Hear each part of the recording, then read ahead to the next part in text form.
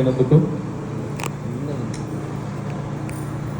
So మనం రాజమండ్రిలో ఉన్నాం, ఇస్కాన్ రాజమండ్రి. ఇక్కడ పక్కనే గోదావరి మాత, గోదావరి నది.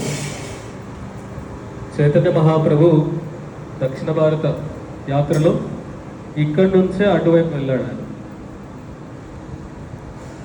ఇక్కడి నుంచి ఈ నది దాటి వెళ్ళాడు. ఆయన వెళ్ళి అక్కడ ఒక గొప్ప భక్తుడు రామానంద రాయ ఆయన కలిశాడు. సో చాలా ఒక మంచి కన్వర్జేషన్, సంభాషణ ఉంటుంది అందులో చైతన్య చరితామృతంలో.